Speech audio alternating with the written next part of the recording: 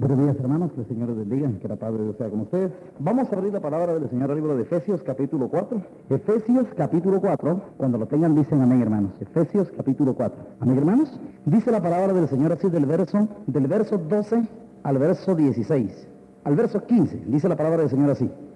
A fin de perfeccionar a los santos para la obra del ministerio, para la edificación del cuerpo de Cristo, hasta que todos lleguemos a la unidad de la fe y del conocimiento del Hijo de Dios, a un varón perfecto, a la medida de la estatura de la plenitud de Cristo, para que ya no seamos niños fluctuantes llevados por doquiera de todo viento de doctrina, por estratagema de hombres que para engañar emplean con astucia las artimañas del error, sino que siguiendo la verdad en amor, crezcamos en todo en aquel que es la cabeza, esto es Cristo.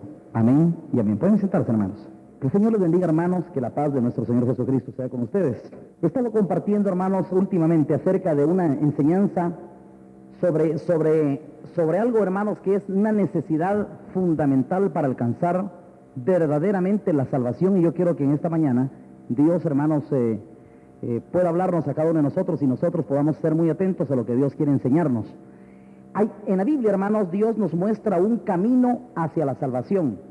Al decir esto, hermanos, al introducir esta enseñanza, quiero quitar la idea errónea, hermanos, y fanática, por cierto, que mucha gente religiosa tiene, hermanos, cuando dice, yo tengo la Biblia y por eso tengo la verdad. O yo tengo a Cristo aquí en mi corazón y por eso tengo la verdad. Pero esas son expresiones, hermanos, fanáticas, no tienen ciencia, no tienen sentido en sí.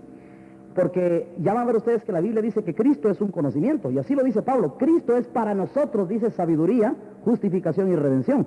Quiere decir que si una persona tiene Cristo, lo que debe de tener es el conocimiento que hay en Cristo Jesús. Y no solamente, hermanos, que usted me diga es que yo tengo a Cristo aquí, porque eso es fanatismo, eso, hermanos, eso es error. Interpretar, hermanos, la verdad así es una forma muy errónea de hacerlo. O como que alguien venga y diga, es que ahí se predica la verdad porque tienen la Biblia. Miren, en cualquier religión del mundo, hermanos, podrán tener la Biblia, pero le voy a decir, hermanos, en dónde está contenido el error. Y en este pasaje que leímos, si ustedes se dieron cuenta de que el apóstol Pablo dice algo y quiero que le pongan sentido. Dice el apóstol Pablo que los engañadores, la iglesia dice que debe estar bien fundamentada sobre ministerios usados por Dios. Y dice que debe de crecer en la verdad y debe de evitar el engaño de aquellos que utilizan con astucia, dice, los artificios, las artimañas del error. Ahora fíjense bien, hermanos. El Señor quiere, hermanos, que nosotros no seamos engañados y que tengamos cuidado con aquellos que utilizan los artificios, dice la versión antigua, aquí dice artimañas, en la versión antigua dice artificios, pero es lo mismo. Los artificios del error. Y voy a explicar, hermanos, en qué consiste el artificio de error. Para engañar, por supuesto, porque estamos hablando de la doctrina, estamos hablando de la palabra. Una persona, hermanos, alguien, cualquier predicador, cualquier falso profeta, cualquier, hermanos, secta que es engañosa, pueden tener la Biblia acá. El asunto, hermanos, está en que usted no diga, es que ahí tienen la verdad porque tienen la Biblia, porque el problema no está en la Biblia. El problema está, hermanos, en la traslación del contenido de la Biblia a los oídos de los que están oyendo. ¿Me están entendiendo, hermanos? Porque la Biblia sí, correcto, usted me puede decir, no, esta es una de las mejores Biblias que hay, de las más apegadas a los textos originales, y nosotros usamos una Biblia muy buena para predicar. El problema no está en la Biblia, el problema no está en el libro, el problema no está en la letra, el problema está en el traslado de la información que está aquí hacia allá. Porque acuérdense, hermanos, que entre el traslado que hay del púlpito hacia los que oyen, ahí se distorsiona, hermanos, y la interpretación que se le da, ahí está el contenido del error, aquí están los artificios del error. Pues los falsos profetas, hermanos, son personas muy habilidosas, son hábiles, no porque lo quieran ser, sino porque el diablo los ha implementado con esa astucia, con esa capacidad de trasladar, hermanos, artificiosamente el conocimiento de Dios, hermanos, pero se le da un giro extraño y al pueblo le llega, hermanos, el conocimiento ya deteriorado, ya les llega corrompido, ya les llega no como debe de ser. Aquí es donde operan los artificios del error, hermanos. Yo quiero que usted le ponga mucho sentido. Esto lo quería decir a manera de introducción. Luego quiero explicar, hermanos, que el conocimiento de la verdad es vital para ser salvo. Jesucristo, hermanos, como he explicado muchas veces este pasaje, y creo que tiene tanto contenido doctrinal, quiero volver a mencionarlo. El Señor Jesucristo decía lo siguiente, hermanos, cuando predicaba, y eso lo va a leer usted en San Juan capítulo 8. Dijo Jesús, dice, a los judíos que habían creído en Él. No les voy a pedir que lo busquen, ustedes posteriormente pueden leer el pasaje si lo desean. Pero dice en San Juan 8, dijo Jesús a los judíos que habían creído en Él. No les dijo ustedes ya son salvos, porque hoy eso es lo que se enseña filosóficamente. La filosofía de la religión cristiana en esta época es, no, si usted ya cree en Cristo, usted ya es salvo. Pero oigan ustedes lo que está sucediendo aquí. Dijo Jesucristo a los que habían creído en Él: si ustedes permanecen en mi palabra, serán mis discípulos y conocerán la verdad, y la verdad os hará libres. Ahora yo voy a explicar algo importantísimo en esta mañana, hermanos. La palabra libre, según las raíces griegas en que es escrito el Nuevo Testamento, la misma raíz griega para hablar de libres es la misma raíz que se usa para hablar de salvos. De manera, hermanos, que cuando usted lee en las Escrituras libertad y salvación, está hablando en forma, son sinónimos, es lo mismo. Cuando el Señor dice seréis libres, es lo mismo que decir seréis salvos, es lo mismo. O como cuando dice Pablo, hermanos, a libertad fuisteis llamados, a salvación fuisteis llamados, es lo mismo. Es exactamente lo mismo, son sinónimos. Las palabras pueden ser diferentes, pero su raíz es exactamente la misma. De manera que lo que el Señor Jesucristo está enseñando aquí, hermanos, es un proceso hacia la salvación. Y esto es lo que muchos no han entendido. Porque el religioso, hermanos, prefiere creer suavemente con solo un creer mental. No, yo sí creo en Jesucristo. Mire, si a creer mental fuéramos, el apóstol Santiago dice, también los demonios creen, dice. Entonces, hermanos, echemos por la borda, hermanos, esa idea de que el creer mental salva, o de que el creer mental está produciendo, hermanos, algún tipo de salvación, y no es así. Es más, ciertamente la Biblia dice, hermanos, cree en Jesucristo y serás salvo tú y tu casa, pero eso no hay que leerlo aisladamente, léalo con todo su contexto, porque cuando Jesucristo habla de su creer, del creer al que Él se refiere, es un creer, hermanos, que implica una serie de cuestiones, y que son lógicas y sabias, y eso sí tiene inteligencia. Jesucristo decía, hermanos, el que cree en mí, las obras que yo hago, Él las hará también. Eso ya tiene inteligencia. Entonces quiere decir que el creer no es mental. El creer, hermanos, no es simplemente de que usted diga, no, si yo sí creo aquí en mi corazón. Muy bien, si usted cree en su corazón, entonces que se eche de ver, porque usted va a hacer las obras que Él hace. ¿Y cuáles son sus obras? Muchas. No estoy hablando solo de milagros, porque las obras de Jesucristo son muchas. Sus posturas con su familia, sus posturas con el mundo, sus posturas ante la sociedad, sus posturas ante la religión. Eso, hermanos, son sus obras. Y mi pregunta, si usted me dice que cree en Él, pues ande como Él anduvo. Dice el apóstol Juan también, si alguno dice que cree en Él, pero no guarda sus mandamientos, es mentiroso, dice. Entonces, si alguien, hermanos, de verdad creyó en Jesucristo, debe de guardar o cumplir, porque aquí también la palabra guardar se traduce cumplir. Cumpla sus mandamientos.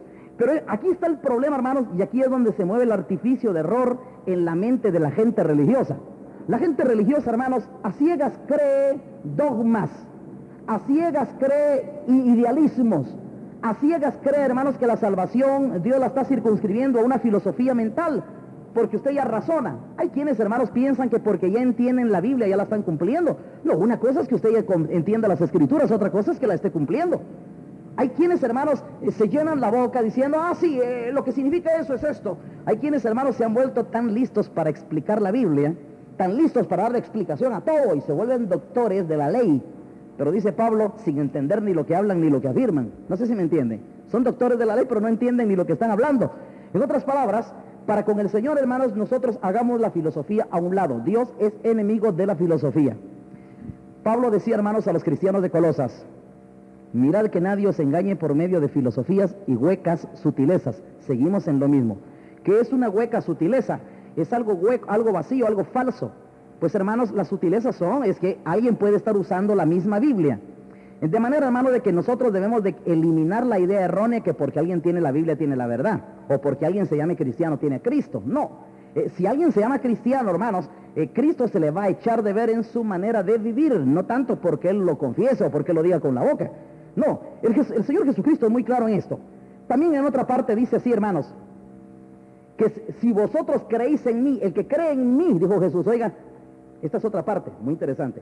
El que cree en mí, como lo dice la Escritura, de su interior correrán ríos de agua viva. ¿Es cierto o no es cierto? Entonces, hermanos, si alguien está diciendo a mí que de verdad ha creído en Jesucristo, mi pregunta es por dónde andan los ríos de agua viva en su vida. ¿O ya entiende usted qué es el río de agua viva? Dice que los ríos de agua viva, hermanos, es el Espíritu Santo que habrían de recibir los que creyeran en Él. Y si usted recibe el Espíritu Santo, yo le puedo decir otras cosas más. Dice, recibiréis poder cuando venga sobre vosotros el Espíritu Santo. Muy bien, si usted de verdad creyó en Jesucristo, eso se llama ley espiritual. Tienen que correr de su interior ríos de agua viva. Y si corren ríos de agua viva, ¿qué significa? Que el Espíritu Santo se está manifestando ahí, por lo tanto tiene que haber poder. ¿Y para qué sirve el poder? Pues el poder sirve para todo, para vencer el mundo, para vencer las situaciones, para vencer al diablo, para vencer la carne, para vencer a Satanás, para vencer todas las cosas, todas las adversidades. El poder es para vencer. El poder es la capacidad de salir adelante y de cumplir con todo lo que Dios demanda. Hay muchas personas que dicen: es que eso del Evangelio es difícil, eso cuesta cumplir. Ni modo, sin el Espíritu Santo, ¿quién lo puede cumplir? Nadie. Por eso es que nosotros necesitamos recibir el Espíritu Santo. Es el Espíritu Santo quien nos dota de la capacidad, hermanos, para cumplir. Por eso, hermanos, decía Jesucristo: el que cree en mí, como dice la Escritura. Aquí me llama la atención, hermanos, porque Jesucristo añade como dice la Escritura. Porque el Señor perfectamente sabía, hermanos, que hay quienes creen filosóficamente. Y eso, hermanos, es desde la antigüedad. No digamos en este tiempo que estamos viviendo, donde, hermanos, yo diría, el 99% del cristianismo, hermanos, está basado, hermanos, en una creencia mental. No, yo ya repetí esta frase: yo recibo a Jesucristo como mi único y suficiente Salvador personal. Y la gente, hermanos, piensa que una fraseología le da salvación. Es un engaño. A eso la Biblia le llama hueca sutileza y también le llama artificios del error. De manera, hermanos, de que la verdad no está en alguien por el hecho de que posea Biblia. No nos debemos dejar engañar por eso. La Biblia cualquiera la tiene. Es más, voy a explicar algo que explicaba casualmente el día de anoche.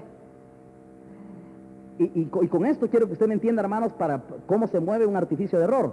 El principal artífice del error es el diablo. Y le quiero contar que el diablo también usa la Biblia. Y la usa muy bien. Digo, en cuanto a su letra, en cuanto a su contenido, la lee muy bien.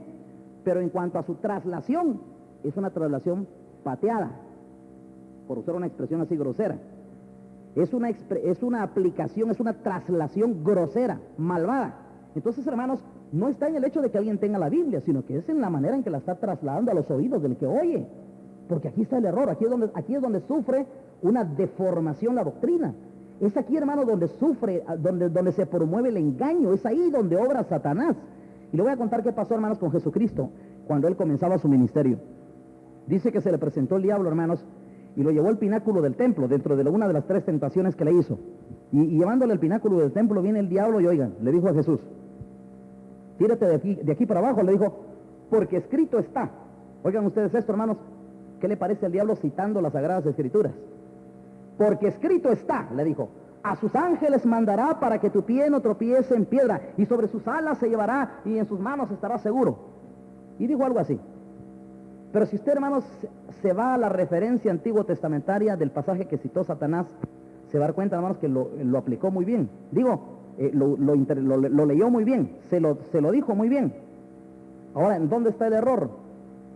Si usted lee todo el Salmo 91, hermanos, que es donde está contenido ese pasaje, ese versículo al cual se refirió el diablo, pero usted ya no lee solo un versículo aislado como hizo referencia el diablo aquí, sino que lee todo el Salmo, usted se va a dar cuenta, hermanos, que todo el Salmo 91, hermanos, es una preciosa doctrina, es una preciosa enseñanza donde Dios ofrece librar a los siervos suyos, a sus siervos, a sus hijos. Dios los ofrece librar del diablo.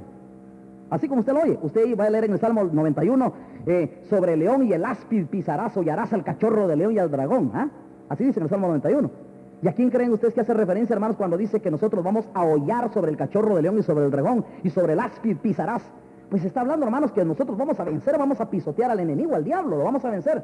Y luego dice, pues en sus alas te llevará para que tu pie no tropiece en piedra, pero sigue siendo, y la alegoría del pasaje sigue siendo hacia el diablo.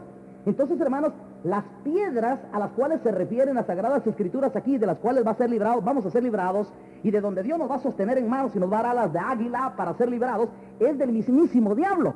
Pero oiga usted, hermanos, aquí viene el diablo y le cita el pasaje de Jesucristo, pero él no habla de sí mismo, sino que él se refiere a las piedras físicas que están ahí abajo. No, tírate de aquí para abajo, porque escrito está, le dice, a sus ángeles mandará para que tu pie no tropiece en piedra. Aquí el diablo, hermano, miren, se quita de encima, como quien dice, se sacude la alusión doctrinal del pasaje y se lo aplica a lo material. Aquí está el artificio del error, ¿me entienden, hermanos? Y vino Jesucristo, hermanos, y resistió a Satanás. No tentarás al Señor tu Dios. Y el Señor resistió al diablo.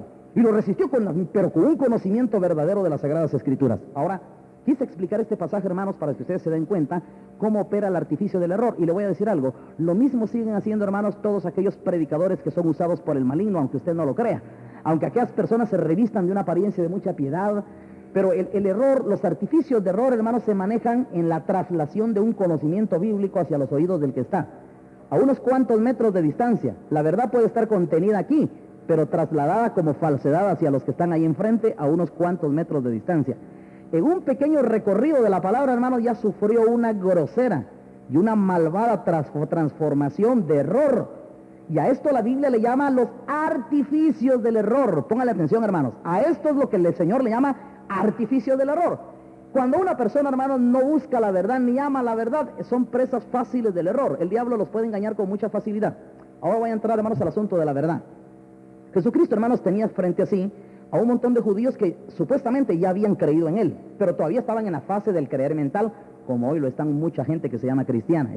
Sí creen en Jesucristo, por supuesto, pero están en esa fase del creer mental, pero no han llegado, hermanos, a lo objetivo, no han llegado a lo práctico del Evangelio.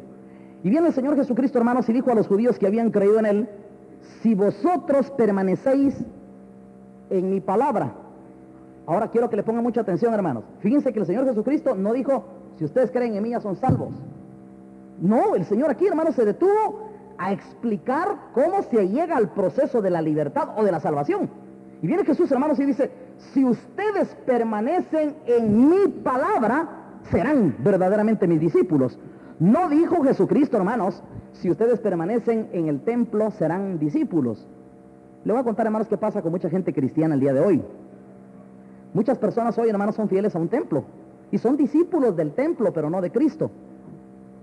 ¿Y cuánta gente religiosa, hermanos, hoy es verdaderos discípulos de un templo? Sí, son muy fieles a los programas, llegan ahí, son activistas y todas las actividades que el templo ha planificado o que la organización cristiana ha planificado, se involucra y ahí está y hace todo lo que la organización dice.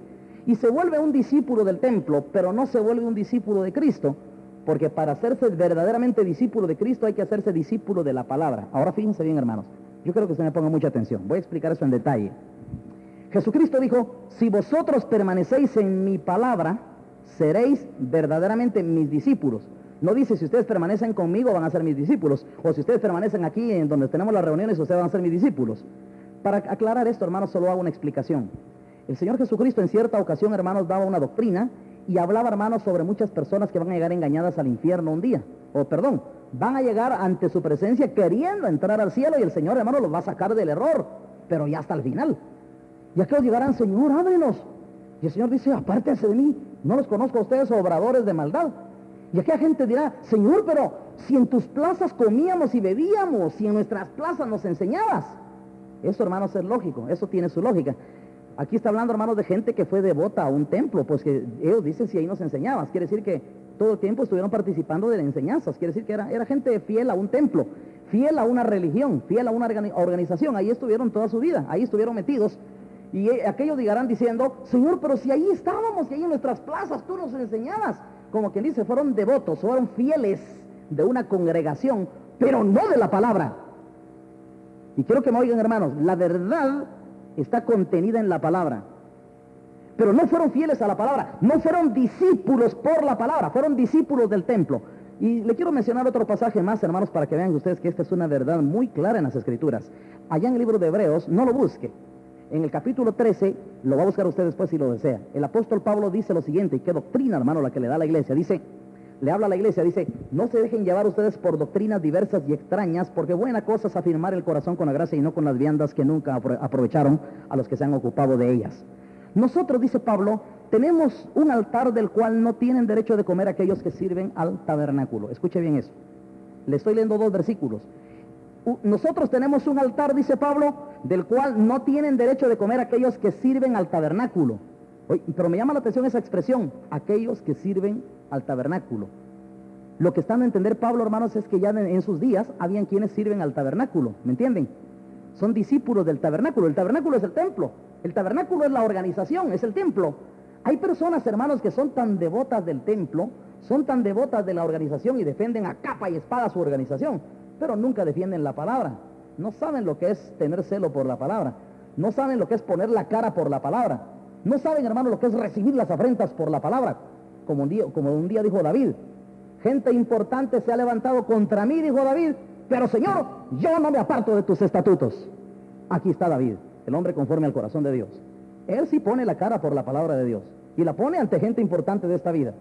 Él es un hombre que está en la verdad. Por eso la Biblia le llama a David el hombre conforme al corazón de Dios. Porque él está parado en la verdad, sostiene la verdad y defiende la verdad. Y no le importa si enfrente de él está, hermanos, un rey importante de esta tierra o quien quiera que sea. Él está dispuesto a poner la cara, hermanos, y defender la palabra del Señor. Por eso David es el hombre conforme al corazón de Dios. Ahora fíjense bien, hermanos. El Señor Jesucristo decía, si vosotros permanecéis en mi palabra, seréis mis discípulos. Entonces, no es, hermanos, el que usted me diga, yo soy fiel a las reuniones, yo soy fiel aquí a esto, pero quién sabe si estará siendo fiel a la palabra. ¿Cuántas cosas hay que la palabra tal vez a usted se le está diciendo que usted lo obedezca y no lo quiere obedecer? Mi pregunta es entonces, discípulo, ¿de quién es usted? Porque no es la fidelidad a las reuniones. ¿Qué se saca o qué me saco yo? Le voy a poner, hermanos, y voy a actuar en el papel. Ahí sí que como que si Dios estuviese actuando a través de mí y como realmente lo está haciendo. ¿Qué saco yo, hermanos, con que usted venga y se permanezca toda su santa vida aquí metido en la iglesia si yo nunca veo que usted sea una colaboración para la iglesia, para la obra? Usted no es un aporte para la obra. Usted no es alguien, hermanos, que de veras sea efectivo, sea un efectivo en el camino de Dios. Porque dentro de la iglesia, hermanos, los que tienen valor son los efectivos. No tanto aquellos hermanos que están ahí, que son, digamos, que tienen un nombre, un puesto nada más representativo, pero no son efectivos del reino. Al decir efectivos, hermanos, estoy hablando de los soldados que pelean, soldados de combate, que ponen por obra la palabra, que saben agarrar las armas del Espíritu, que saben agarrar la espada y la comienzan a poner por obra. Entonces uno dice, este es un discípulo. Es discípulo, hermanos, porque está poniendo por obra la palabra. Hace poco yo compartía con los hermanos que me he encontrado algunas veces con algunas personas. Algunos han venido a visitarme aquí a la iglesia, otros me los he encontrado por allá, que no son miembros de aquí precisamente de la iglesia, pero solo por estar leyendo esta palabra en la prensa libre y por haber estado oyendo los programas radiales, miren, hermanos, han tomado unas decisiones, hermanos, que miren, sinceramente yo digo, Dios mío, aquí hay un discípulo mucho mejor que muchos de los que están metidos en la iglesia. Así como usted lo oye, hermanos.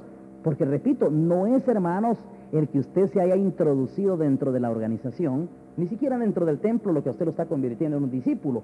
Lo que lo va a convertir y lo que lo convierte a usted en un discípulo, hermanos, es su adhesión a la doctrina y su sumisión a ella, su obediencia a ella. La toma de decisiones, hermanos, que honran esa doctrina. Aquí es, hermano, donde se magnifica un discipulado. Aquí es donde coge valor un verdadero discípulo. Sus decisiones que toma son decisiones muy radicales. La palabra, hermanos, a uno lo lleva y lo empuja a tomar decisiones muy radicales, hermanos. Le voy a mencionar una de esas decisiones radicales. Jesucristo decía, el que no aborrece padre, madre, mujer, hijos y todo por mí no puede ser mi discípulo. Eso es una decisión radical. ¿Quién está dispuesto, hermanos, a poner a Dios en primer lugar antes que a su propia familia? Usted tiene que amar tanto la palabra, tiene que amar tanto al Señor para que usted esté dispuesto a eso. A usted anteponer la palabra a cualquiera. Si usted ya antepone la palabra a cualquiera, usted ya es un discípulo de Cristo por su adhesión a la palabra. No sé si me están entendiendo, hermanos. Entonces, hermanos, dése cuenta por qué mucha gente nunca llega al conocimiento de la verdad. Es que, hermanos, el ser fiel a un templo no lo va a llevar a usted al conocimiento de la verdad. Le voy a contar un testimonio que he contado muchas veces. Me recuerdo que aquí en la iglesia antes venía una muchacha, una señorita ya algo grande, y siempre le gustaba sentarse en primera fila aquí en la iglesia.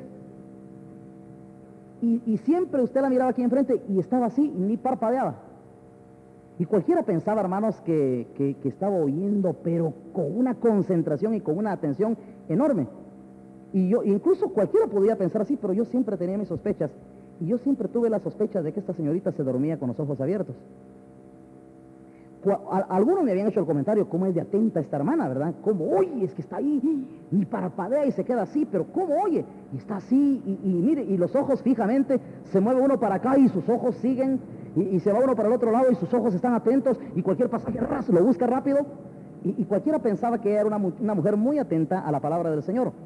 Pero yo, en lo personal, siempre tuve la sospecha de que ella se dormía con los ojos abiertos. Y miren, no estaba tan equivocado, le voy a contar qué pasó un día. Un día, hermanos, di un ejemplo. Ella era secretaria de una institución y di una enseñanza, y dentro de la enseñanza que yo predicaba puse un ejemplo y puse el ejemplo de una secretaria. Pero no, yo no estaba pensando en ella. Hay muchas secretarias en la iglesia, pero no estaba yo pensando en ella. Estaba dando una doctrina y hablé sobre esta enseñanza y bueno, y terminó el culto y puse un ejemplo. Pues fíjense, hermanos, que cuando terminó el culto ella estaba ahí queriendo hablar conmigo y estaba ahí esperándome y la atendí. Sí, ¿en qué la puedo servir? Fíjese, hermano, que tengo un problema ahí en mi trabajo, me dice, fíjese que ahí tal cosa. Sí. Y mire, hermano, yo abrí los ojos de este tamaño yo, porque me repitió exactamente el ejemplo que yo había puesto en la predicación, y la solución estaba ampliamente documentada en la enseñanza, hermanos. Y vino y me fue a hacer la pregunta. Y cuando yo la oí, le digo, mira, de tú la trataba. Mira, le dije, ¿y tú estabas ahí en el culto? Le dije, oye, sí, y no oíste la predicación, le dije, y no escuchaste, nada oíste. ¿Qué oíste? ¿Qué prediqué? Le dije yo. Y sí, me dijo una cosa por ahí, pero me lo dijo con tal simpleza que vine a corroborar, hermanos, que efectivamente ella se dormía con los ojos abiertos.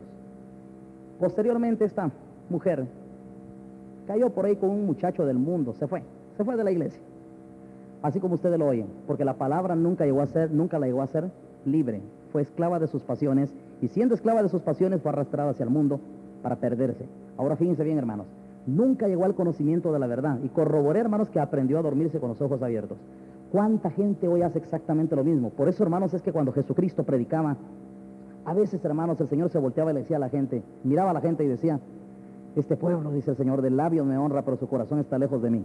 El temor que dicen tener de mí es puro mandamiento de hombres que les ha sido enseñado. Bien dijo de vosotros Isaías, dijo Jesús, este pueblo con los oídos oyen pesadamente. Fíjense, hermanos, que el mismo Señor Jesucristo tenía que lamentarse de que una gran multitud de la gente que le seguía oían con los oídos, pero con pesadez, y no miraban bien, ni oían bien, y viene el Señor y dice, bien dijo Isaías, cegó el entendimiento de ellos para que no vean con sus ojos, ni oigan con sus oídos, ni tengan entendimiento, ni haya para ellos salvación. ¿Qué le parece, hermanos? ¿Qué le parece esas palabras de Jesucristo? Bien dijo de ustedes Isaías, dijo, este pueblo miran pesadamente, oyen pesadamente y entienden pesadamente. Bien, Dios les ha cegado, dice el entendimiento, les ha cegado los ojos, les ha entorpecido los oídos para que no vean con los ojos, ni oigan con sus oídos, ni entiendan, ni haya para ellos salvación. Así como ustedes lo oyen. Dese cuenta, hermanos, que entonces la salvación entra por el entendimiento, por oír la verdad, por entender la verdad, por conocer la verdad. ¿Me están entendiendo, hermanos? Isaías, hermanos, aquí dijo una gran verdad. Dios les cegó los ojos para que no vean, y los oídos para que no oigan, y el entendimiento para que no comprendan, y para que no haya salvación para ellos. Entonces la salvación, hermano, no es porque usted me venga a repetir una frase. Entonces la salvación, hermanos, es que hay que llegar a un contenido de verdad. Eso sí ya concuerda. Lo que dijo el profeta Isaías, ahora sí concuerda perfectamente con las palabras mismas de Jesucristo.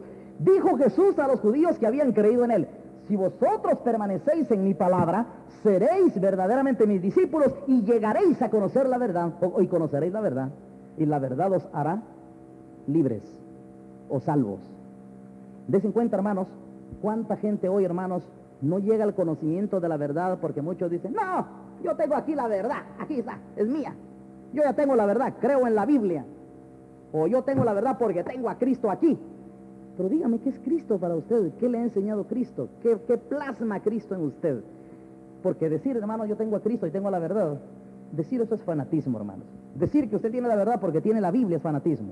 Hubo un sacerdote en los días de Israel llamado Elí. Este tenía el rollo de la ley, un buen rollo, por supuesto. Y cada día de reposo se lo leía al pueblo. Si usted lee la Biblia, dice, y escaseaba la palabra de Jehová en aquellos días, dice. Y usted pregunta, ¿cómo escaseaba la palabra si Elí tenía el rollo de la ley y se la leía todo el sábado al pueblo? ¿Y cómo dice la Biblia? Escaseaba la palabra de Jehová en aquellos días. Es que, hermanos, repito, no es lo mismo que usted me diga a mí, es que ahí en esta iglesia está la verdad porque tienen la Biblia o predican la Biblia. Del púlpito a unos cuantos metros de distancia de los oídos del que está oyendo, hermanos, se puede distorsionar, se puede trasladar una mala información, una mala interpretación del contenido de las Escrituras. Así que esto es lo que se le llama el artificio del error. Muchas personas, hermanos, que muy poco interés tienen en su salvación, nunca se convierten en discípulos de la palabra. Se llegan a convertir a duras penas, hermanos, haciendo un gran esfuerzo, se llegan a convertir en discípulos de un templo. Ya más o menos participan ahí de las actividades, ya más o menos son fieles a las reuniones. Mi pregunta es, ¿y cuándo serán fieles a la obediencia de la palabra? Porque eso es lo que al final de cuentas es lo que tiene importancia. Eso es lo que al final de cuentas, yo ando detrás de eso.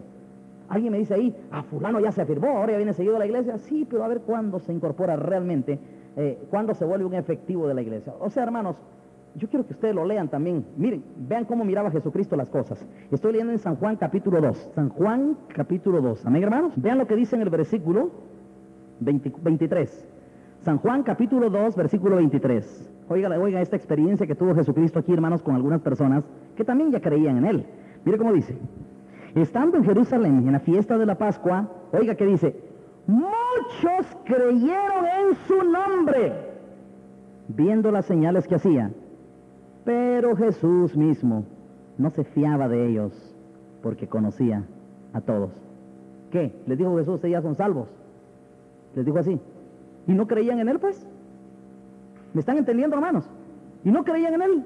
¿Y por qué no Jesús, hermanos, sencillamente se limitó, como hoy dicen la mayoría de religiones cristianas, ustedes ya son salvos porque ya creen en Él? Ustedes ya son salvos porque ya creen en Jesucristo. ¿Y por qué Jesucristo sencillamente no les dijo eso? ¿Y por qué no se limitó el Señor, hermanos, a decir, bueno, ¿para qué complicarles la vida? ¿Para qué no mejor presentarles el panorama un poco más suave, más fácil? Oigan, dice, estando en Jerusalén en la fiesta de la Pascua, muchos creyeron en su nombre. Confesaban quizás que Jesucristo es el Señor. Muchos creyeron en su nombre, viendo las señales que hacía.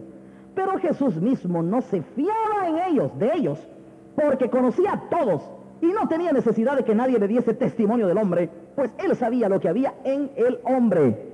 Entonces, hermanos, oigan, hermanos, que era determinante para Jesús saber qué es lo que hay en el hombre. No tanto, hermanos, si cree en Jesucristo, que hay en usted, pues. No sé si me entienden. Usted me puede decir a mí aquí en esta mañana, yo creo en Jesucristo, yo sé que es el Hijo de Dios y que la palabra aquí, que la palabra es lindísima. Mire, échele todas las flores que quiera a la palabra y échele todas las flores que quiera a Jesucristo. Mi pregunta es, ¿qué anda haciendo usted afuera? ¿Qué hace en su trabajo? ¿Cuál es su vida? ¿A qué se dedica? ¿Qué hace? ¿Cómo sirve usted en la iglesia? Si esas son las cosas que dan efectividad, hermanos, a un llamado. De lo contrario, hermanos, estamos aquí filosofando. Y la Biblia dice, mirad que nadie se engañe por medio de filosofías y huecas sutilezas. No, hermanos, aquí nosotros, por el conocimiento de la verdad, debemos de ser prácticos y objetivos. Debemos dejar de filosofar. La filosofía es propia de Satanás. Él enseñó a filosofar al hombre. Él, hermanos, introdujo al hombre por un camino de error o por un camino de filosofías. Nosotros, hermanos, no vamos a buscar la verdad por una filosofía. Mire, si alguien quiere hallar cuestiones por medio de filosofías, allá andan un montón de sectas orientales ofreciendo, hermanos, máximas y pensamientos ahí, y alegorías y ejemplos. A esas religiones orientales les fascina, hermanos, andar filosofando con cosas de esta vida. Jesucristo no filosofa con la vida. Él es la vida, hermanos. Él vino a plasmar la vida en ejemplo. Así que Jesucristo no vino aquí a filosofar qué es la vida, qué es la felicidad. La felicidad es como una flor que no sé qué. Mire, el Señor no viene aquí a hablar de filosofías, hermanos. El Señor va a hablar de la felicidad verdadera. El gozo verdadero es que usted se ajuste a la justicia de Dios. Muchos hermanos que hoy tratan de filosofar sobre lo que es el amor, están pensando, hermanos, que el amor es decir cosas bonitas. Y es tan erróneo eso. Contaba casualmente el día de ayer porque me recordé de algo que sucedió aquí en la iglesia.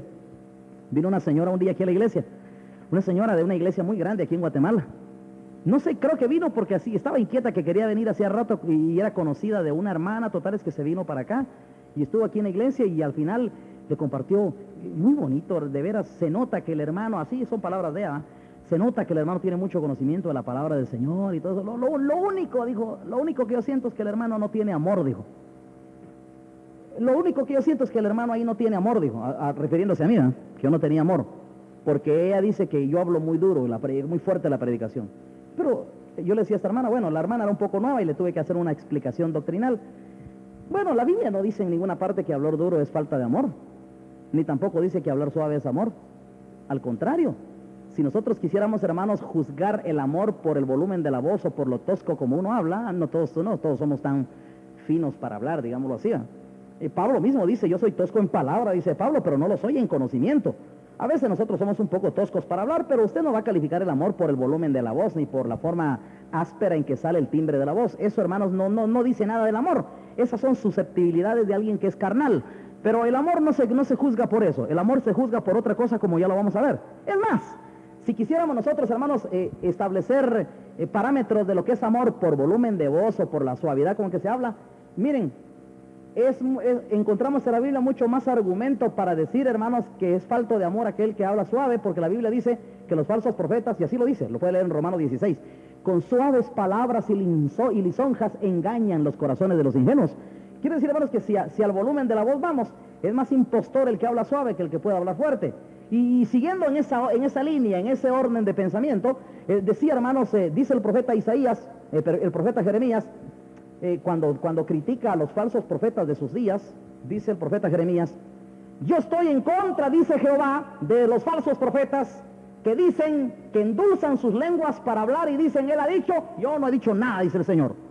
Dios, hermanos, rechaza a aquellos profetas que endulzan la boca y tratan de decirlo todo así con una gran suavidad y con miel, los endulzando hasta la última nota, hasta la última palabra que le salga. Y el Señor dice: yo estoy en contra, yo no he dicho. ¿Qué tiene que ver la paja con el trigo? Y así dice la Biblia. ¿No es mi palabra como fuego, dice Jehová, y como martillo que quebranta la piedra? Así pregunta el Señor, hermanos. La buena pregunta, hermanos, es esta: ¿el corazón de los hombres será suave o es como una piedra? Yo pienso, hermanos, que mi respuesta necesita eso. El corazón del hombre es duro por naturaleza.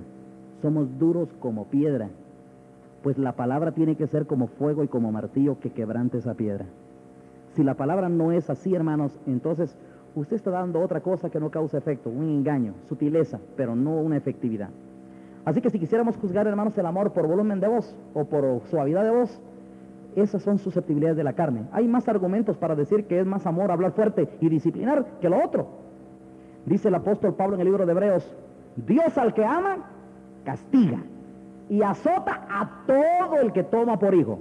Así que, hermanos, si a la fuerza de la palabra, si a la fuerza de la voz vamos, si a la disciplina, si a la autoridad de la palabra vamos, es mucho más amor esto que lo otro. Hay otro proverbio que dice: el hombre que reprende hallará después mayor gracia que aquel que lisonjea con sus labios. Así dice un proverbio. Quiere decir, hermanos, que para Dios es mucho mejor que alguien reprenda y no tanto que alguien lisonjee.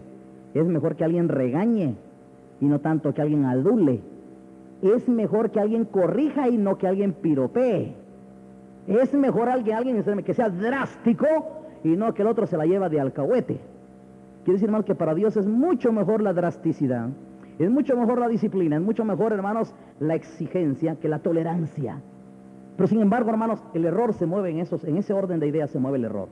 Y la gente, desgraciadamente, hermanos, que no le gusta el camino de la verdad, anda tratando se deja embaucar fácilmente, hermanos, por este tipo de engaño. La gente dice: no, pero es que ahí tienen la verdad, pero es que hay que decirlo así suave, hay que decirlo de una manera linda, de una manera que no lastime. Las susceptibilidades no van con Dios. ¿Sabe usted, hermanos, que la carne suya debe de morir? Por supuesto, hermanos, que cortarle el prepucio al corazón a una persona para que su carne muera, eso no es nada suave, es doloroso. Así como lo fue la circuncisión físicamente hablando en los días de Israel, también la circuncisión del corazón duele.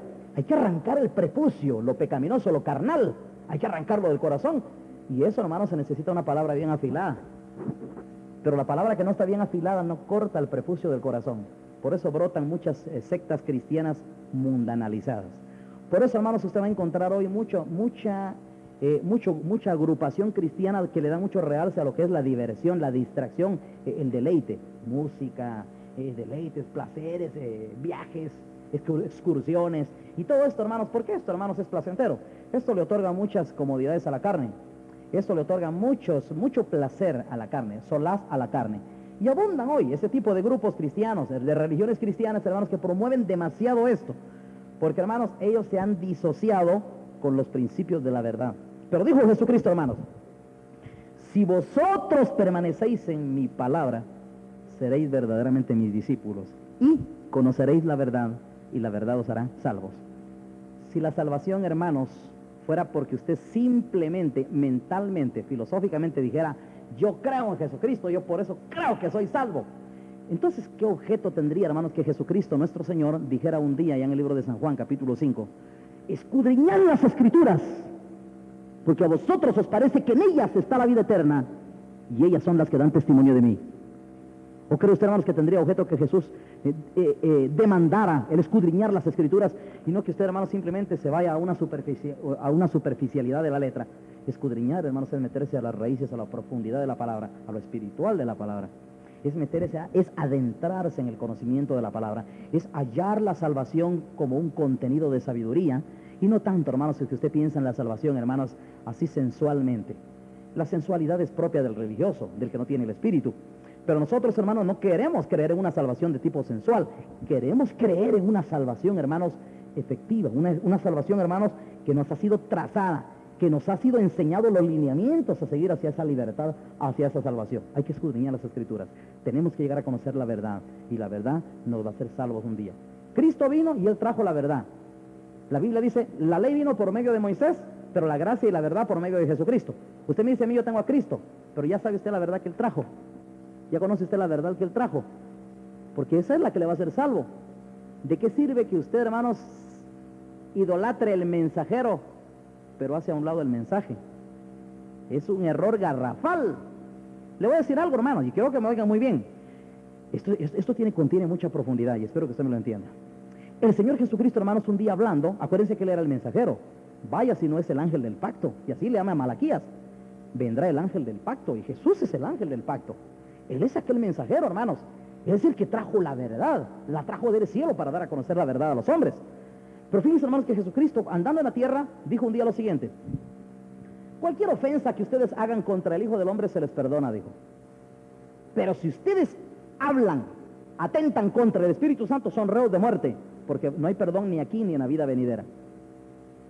¿Qué dio a entender Jesucristo con eso?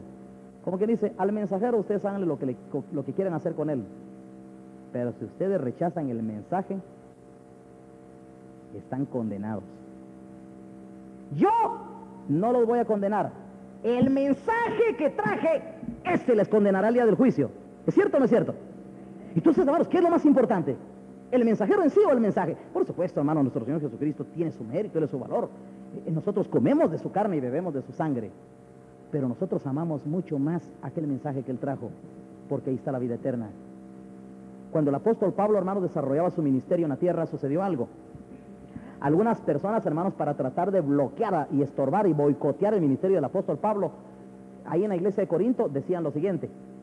Ellos venían, hermanos, y usados por el diablo, por supuesto. Venían estas gentes, hermanos, y decían así a los discípulos, a la iglesia, les decían, así como Pablo está predicando, no es cierto, no tiene ni amor.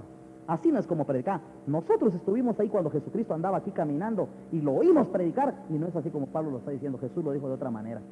Oigan ustedes, hermanos, qué argumento más diabólico. Algunas personas, hermanos, argumentaban que ellos oyeron a Jesús en persona predicar y lo estuvieron viendo dar sus enseñanzas. Como que dice, no es importante tanto haber conocido a Jesucristo en la carne, sino haber entendido el mensaje que Él trajo. Y eso es lo que ustedes no entienden. ¿Me están entendiendo, hermanos? ¿Verdad que es lo más importante? El conocimiento que da vida eterna. ¿De qué se sirve con que usted me diga a mí? Fíjese que por ahí apareció un manto con la figura de Cristo, y de veras, qué milagro ese. Y supongamos que eso hubiera sido cierto. Es una gran mentira, por supuesto. Pero supongamos que hubiese sido cierto. ¿Y qué chiste tiene, hermanos, que viera usted la foto de Jesús? Si al Señor no le interesa eso. Es más, usted puede leer las profecías. Dice que él, hermanos, era feo y vino sin apariencia física para que lo deseáramos. En ese manto de Turín, donde la gente idolatra, sacan ahí una efigie, una forma que dicen que ahí alguien le secó la cara y quedó ahí la foto de Jesús. Una grandísima farsa, una obra del diablo, engañosa totalmente. Y sacan ahí una forma así, a un tipo así peludo. Y eso es contradictorio, bíblicamente hablando, porque nosotros somos discípulos de la palabra, no tanto de un personaje, somos de la palabra. Jesucristo nos trajo la verdad, somos discípulos de esa verdad. Si ustedes permanecen en mi palabra, entonces somos discípulos de su palabra. Pero yo quiero que me oigan.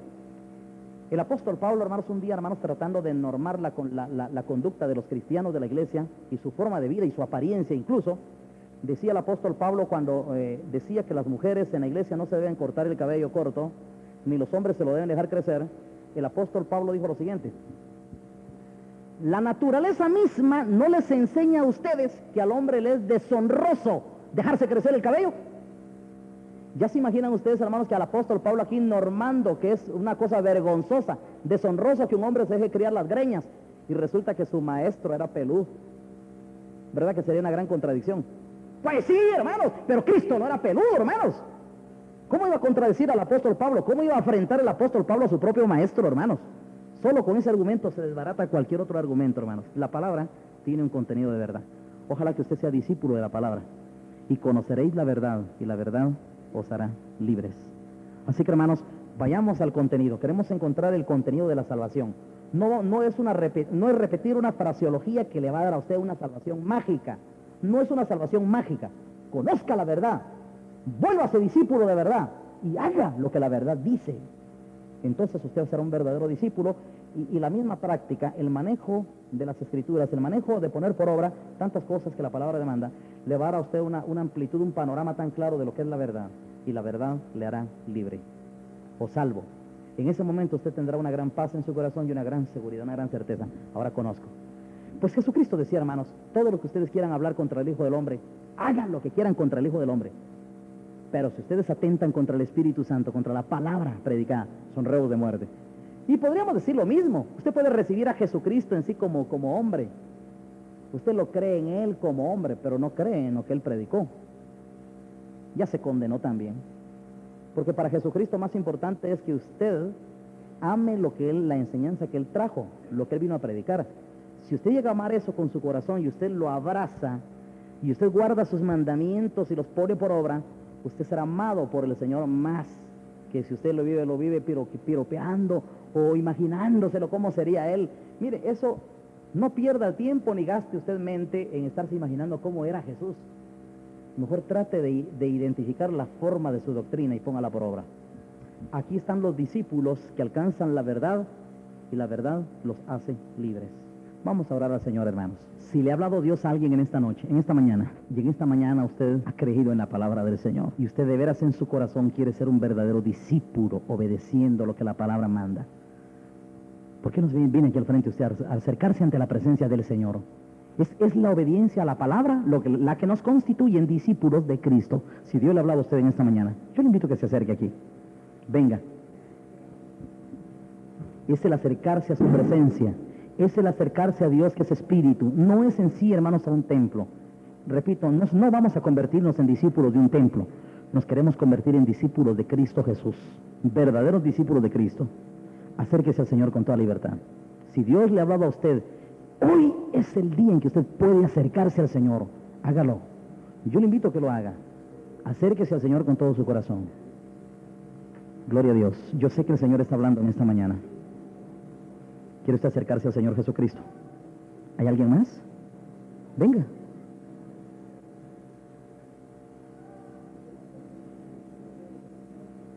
Mi palabra, dice el Señor, que sale de mi boca, no volverá a mí vacía, sino hará la obra para la cual yo la he enviado. El Señor, hermanos, ha de enviar su palabra y su palabra no retornará vacía. El Señor, hermanos, envía su palabra y su palabra recorre la tierra.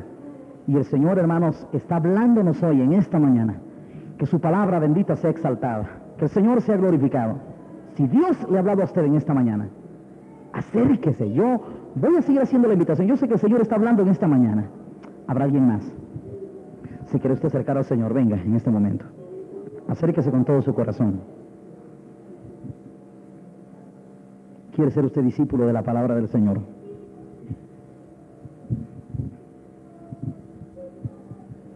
Te damos gracias, Padre Santo, y bendecimos tu nombre. Te damos gracias, Señor, porque tu misericordia ha sido grande. Te suplicamos, Señor, una vez más, que tu presencia, Señor, haya cabida en nuestro corazón, Señor, y podamos reconocerte en todos nuestros caminos, Padre. Queremos reconocer tu palabra, Señor, y bendecir tu nombre. Queremos, Señor, proclamar tu grandeza, Señor, y anunciar en esta generación, Señor, que solo tú, Señor, eres el único Dios vivo y verdadero.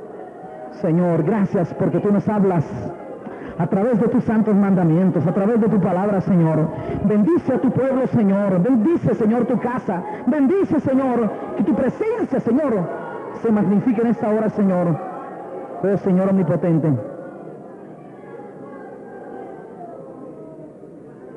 Sí, Señor, bendito sea tu santo nombre. Gracias, Señor. Te alabamos, te glorificamos, te exaltamos, Señor. Gracias, Señor, bendito sea tu nombre.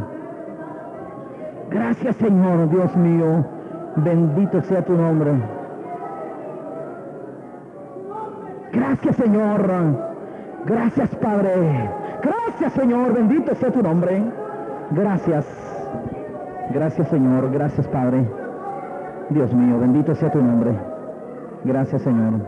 Gracias. Te alabamos. Te glorificamos, Padre Santo. Bendito seas tú, Señor.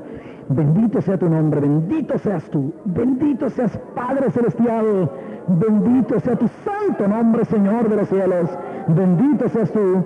No nos cansamos, Señor, de agradecer tu nombre, Señor, de bendecir tu nombre, de proclamar tu nombre, Señor, porque tú eres digno, Señor, porque tu palabra, Señor, ha sido grande en medio de nuestros corazones, Señor. Bendito seas. Gracias. Gracias, Señor. Bendito y alabado sea tu nombre. Gracias. En el nombre de Jesús estamos orando. Amén. Que para nuestro Señor, hermanos, que para nuestro Dios sea toda la honra y toda la gloria. Yo sé, hermanos, que Dios es el que envía su palabra. Él la envía y su palabra recorre. Y su palabra no regresa vacía. Su palabra, hermanos, recoge la mies madura. Su palabra recoge, hermanos, el grano de trigo. Su palabra recoge lo verdadero. Así que, hermanos, Dios ha enviado su palabra y su palabra tiene una misión, y es recoger a su pueblo. Es hablar a su pueblo, llamar a su pueblo, jalarnos hacia su reino. Y el pueblo de Dios oirá. Por eso Jesucristo decía, el que es de Dios, las palabras de Dios oye. Así que, hermanos, ojalá y quiera Dios que la palabra cumpla su propósito en nuestros corazones. Hay algo, hermanos, que da testimonio en nuestro corazón de lo que oímos es la verdad. No solo porque nosotros mismos tenemos acceso a leer la Biblia, sino porque hay algo dentro de nosotros que da testimonio de lo que es la verdad. Es la unción del Espíritu Santo. Así dice la Biblia. La unción que vosotros recibisteis de Él, dice, ella es verdadera. Así que no tenéis necesidad de que nadie os engañe, y ésta os preservará de los que os quieren engañar. Es la unción. La unción, hermanos, corrobora si lo que nosotros oímos es verdadero o es falso, pero hay algo verdadero, hay algo profundo, hay algo espiritual que da testimonio en nosotros de si lo que oímos es palabra de Dios o es, hermanos, letra, conocimiento de una letra, hermanos, que no prospera, que no da vida eterna.